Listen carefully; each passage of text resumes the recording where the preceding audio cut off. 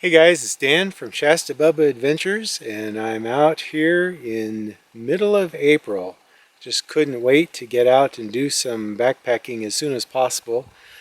Unfortunately, for where I live in the northern Rockies in Montana, there's not many places you can go this early without running into a bunch of snow. So I decided to go to my local wildlife refuge. In this case, it's the Lost Trail National Wildlife Refuge, and it's only about 6 miles long and about 2 miles wide, roughly. But it occurred to me that if I hiked around the edge of that, it would be a pretty good hike, and I could get an overnight camping trip in and start training for the more serious trips. So I plan on circumnavigating the refuge.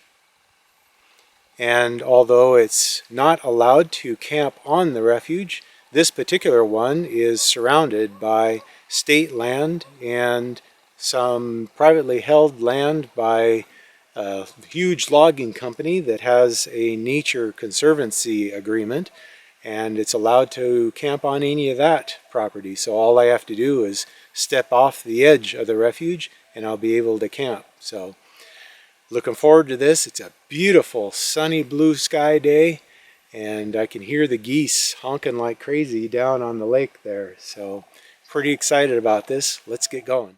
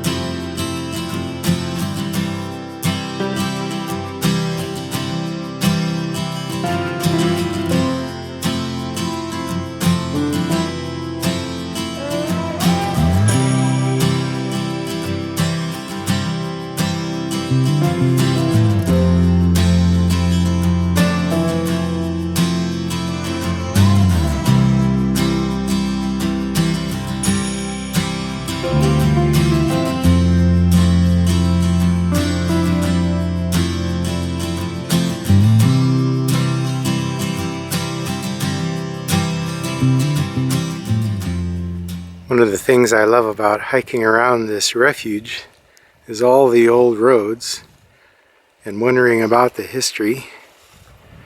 And when I come upon a abandoned road like that, wondering, does that lead to an old homestead or a mine? What could it be? What was the reason someone built a road? It was important enough to get up there.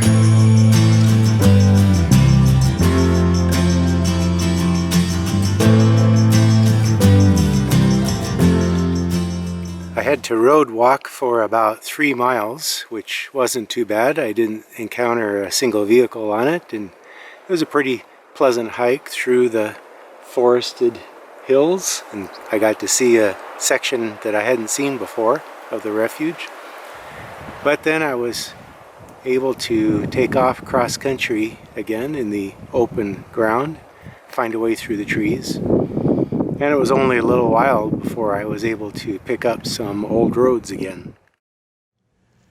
It's pretty easy to hike around because there are so many remnants of old roads, slowly being allowed to return to nature, but still providing tranquil trails through the forest. The Lost Trail National Wildlife Refuge should actually be called the Pleasant Valley Refuge because that's how this beautiful valley is known locally. After being used by native peoples for centuries as a stopover during their seasonal migrations, this inviting plain was homesteaded by Europeans in the late 1800s. Many of the original homes are still here and have been renovated to serve as living quarters and office space for the current managers of the refuge.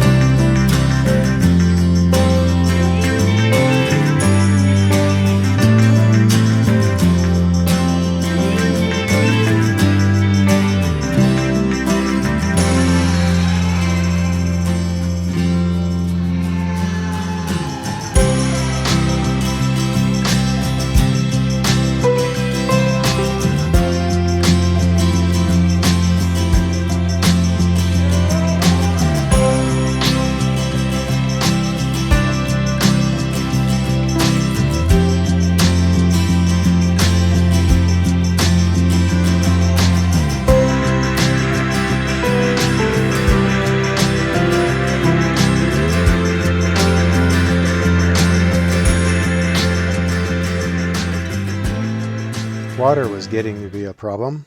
It was a little after 4 o'clock when I got to this pond, and I was completely out.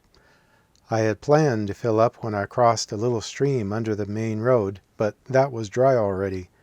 This pond was my backup, but looking at it now, I knew it would be too difficult wading through that mud just to touch the brackish water. So I decided to keep going and hope for something else to turn up.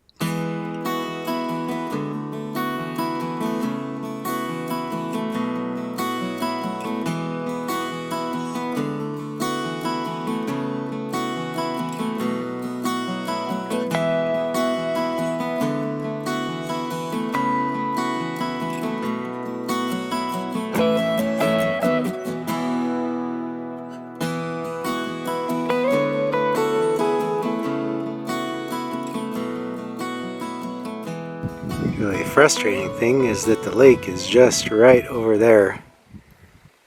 But it's a very marshy lake, so it's going to be a mess to try to get out to where the clean water is.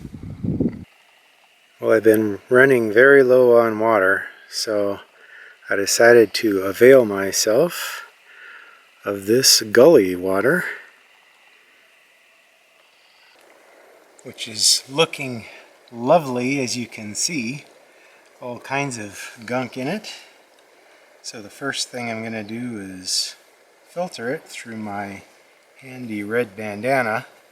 I'm going to use 2 layers of that. Hopefully it'll go through that.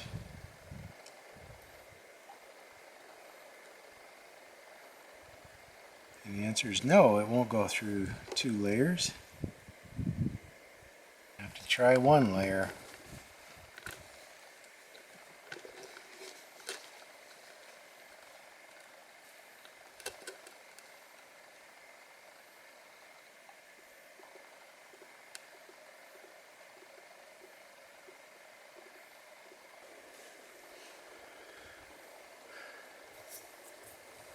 I'm going to try just 1 layer of bandana, see if it'll go through that.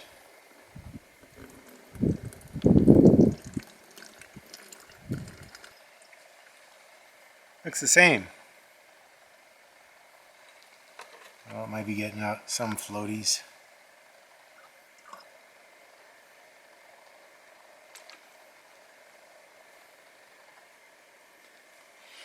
I think that'll be enough.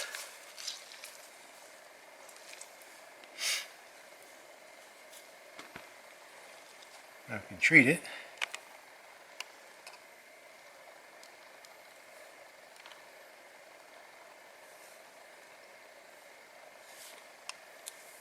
Sometimes desperate situations call for desperate measures.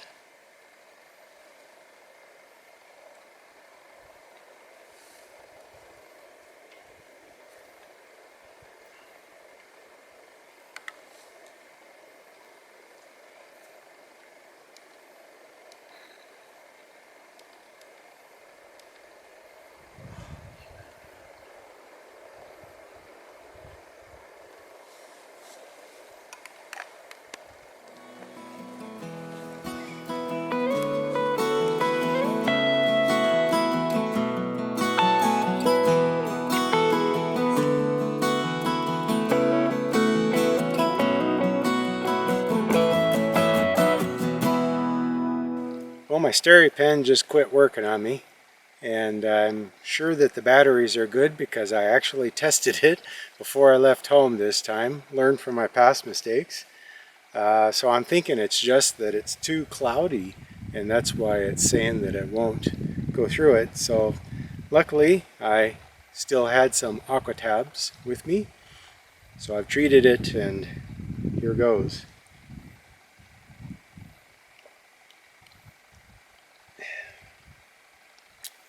Like drinking from a swimming pool. Yum. Better than nothing though.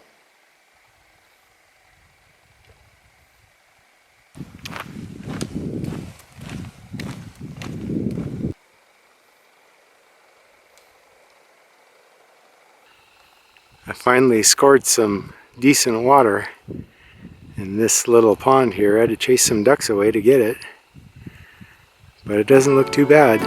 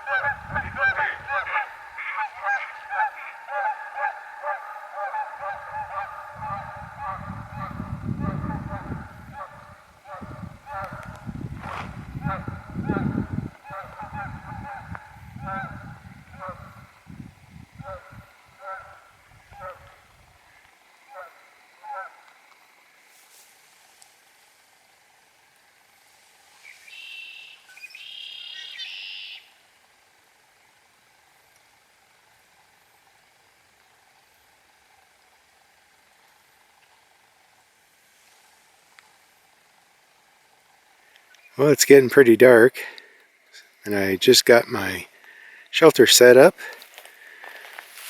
It's kind of so tired I didn't even think to film it. This is a multi-purpose shot. Show my bear hang up there and the gorgeous sunset.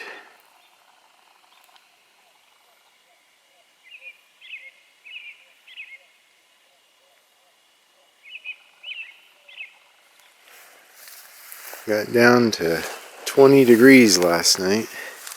I set up my pack to protect from the wind. It got a little frosty.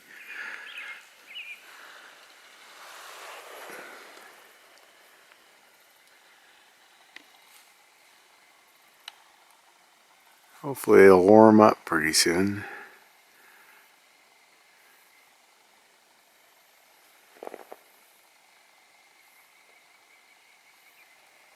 There's my campsite, all cleaned up and no sign of me being there.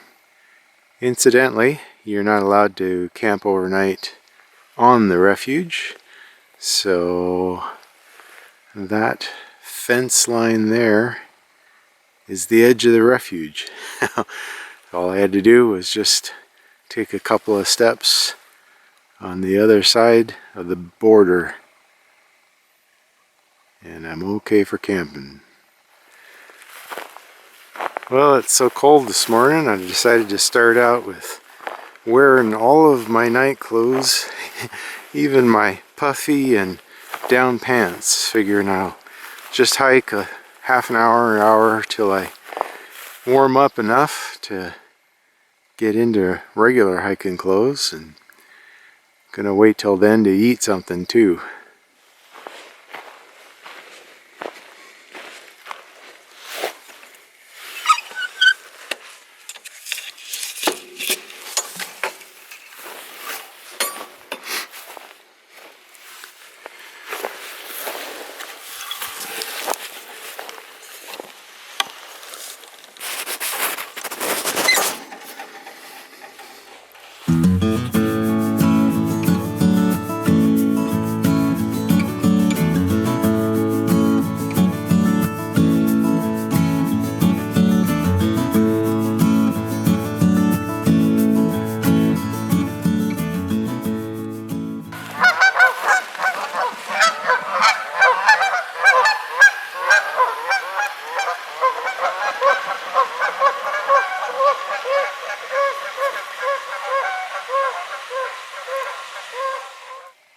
back to wearing my usual hiking clothes.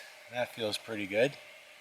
Only about half an hour to warm up.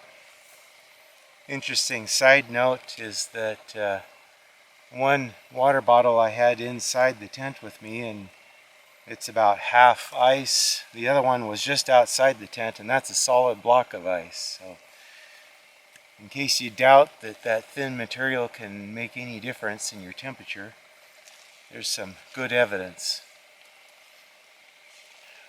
Still pretty slushy though.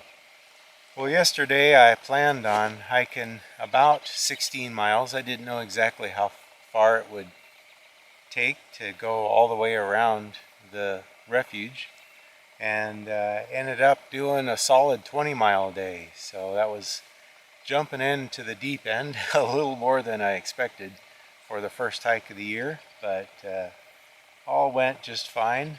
I was kind of doing the death march at the very end. The last hour was a little tough, but worked out okay, and feeling pretty good today. I just have about 3 or 4 miles to go to get back to the trailhead. So.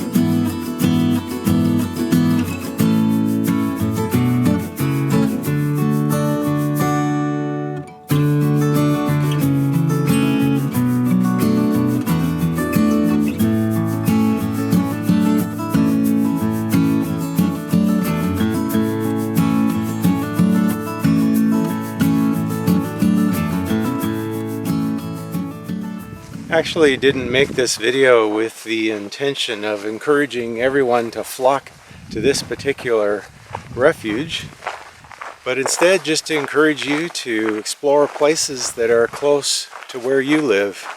Get out a map and look around, and I bet you'll probably find a state park or a wildlife refuge not too far from your home. And maybe it's something that is so small that you've disregarded it before and thought it wasn't worth your time. Well, it can be fun to explore this stuff, and certainly if you're willing, you can find beauty anywhere you look and get in some great training hikes for the bigger stuff. That's it for today.